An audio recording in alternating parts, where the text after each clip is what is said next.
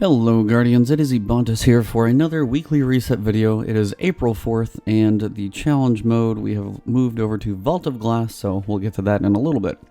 But let's jump right into the usual stuff and get rolling. The Nightfall for the week is going to be the Nexus Strike. This is the one that has the modifications for, basically post Rise of Iron.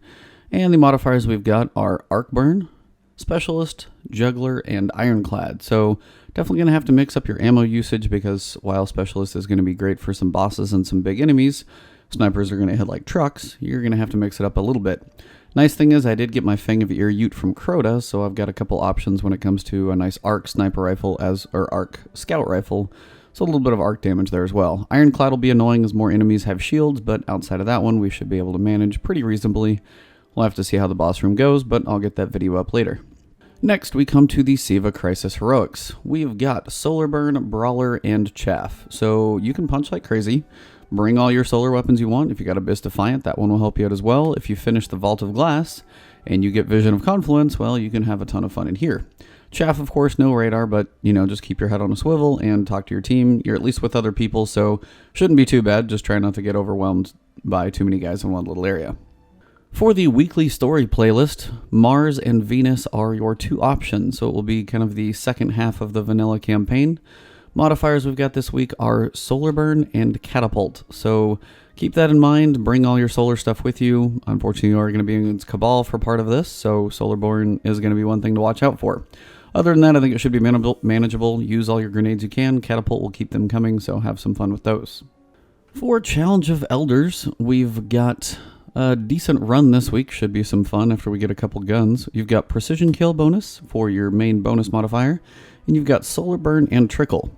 One thing I might advise trying to do is the Vault of Glass challenge modes. If you can get yourself Vision of Confluence, this thing should be pretty easy, actually. Precision kills with the Scout Rifle, probably going to be a little easier than trying to do those with Abyss Defiant. Now, you can't go Focus Fire on Abyss Defiant, which, depending on when I do the video, may happen, but keep that one in mind.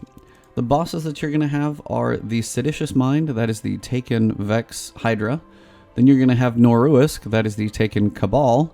And then you've got Psylocke the Defiled, that is the Taken Hive Knight. So, of the three, number 2 is still going to be the worst, of course, but at least this time you don't have quite as much to worry about. You still won't get as many points in round 2 just because Cabal shields are annoying and precision kills kind of suck, but you should be able to get some precision kills on the Scions, and Solar Burn should help speed up your damage, things like that. So if you have, a primary solid sniper rifle, especially something like Icebreaker would work very well, and then, precision kill bonus on top of that, should be a pretty reasonable one. I think points should not be much of a problem. So we'll have to see how that one goes, but I'm thinking it should be pretty reasonable. For the weekly featured raid, we have the Templar and Atheon challenge for Vault of Glass. So, Templar challenge, in case you're wondering, is the fact that you cannot let him teleport. So whoever is basically aware or able to, you need to make sure he doesn't teleport between where he spawns. Basically, only 2 spots that he will teleport to from the center where he spawns. It's going to be to the right on a little edge and to the left, kind of, top right, top left. He's not going to go to the back of the room. He's not going to come to the front. He basically goes back and forth between the middle sections. So keep him from teleporting. You should be able to finish this one. The Atheon challenge, on the other hand, is going to be a bit of a longer one. Basically what it is once you go through the teleporter, 3 people are going to get teleported in. There are going to be 6 oracles that spawn.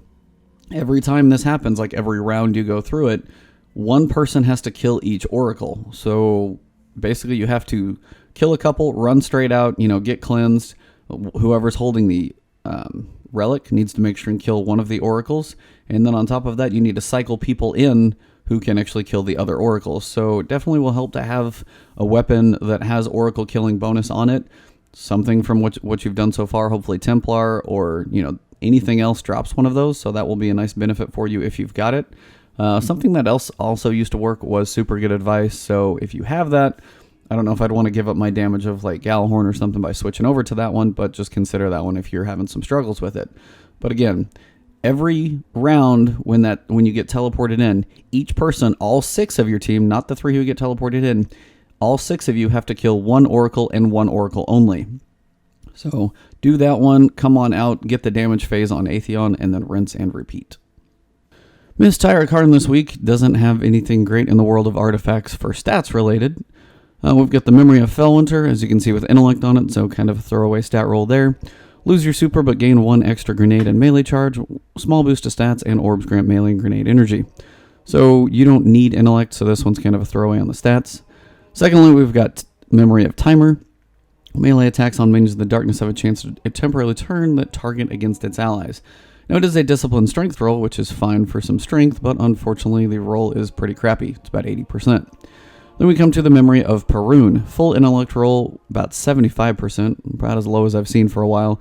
Enemy guardians with full supers and all enemies with low health are highlighted. Not, unfortunately, too much great out of her this week, so probably just going to move right on to the next thing.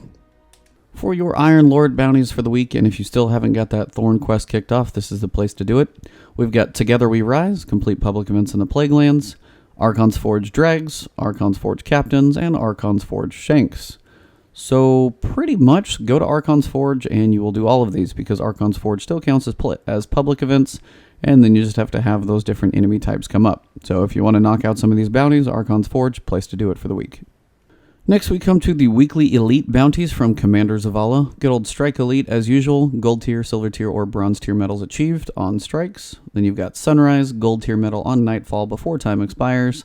And then finally we've got Make a Rainbow. Rapidly earn primary, special, and heavy weapon or heavy streak medals to earn rainbow medals. Basically, you need to get a primary spree, a special spree, and a heavy spree. Not in that order. They can go heavy, primary, special, whatever.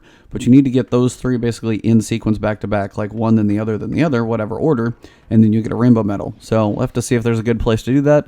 Maybe the Nexus, actually Nightfall might not be a bad spot because the enemies continue to spawn, so there's not really a time sequence between them. You just need to do each section quick enough to get like a primary spree, then a special spree, then a heavy spree. And for a special spree, something like a fusion rifle or a shotgun on a couple quick enemies might be a quick way to do that one.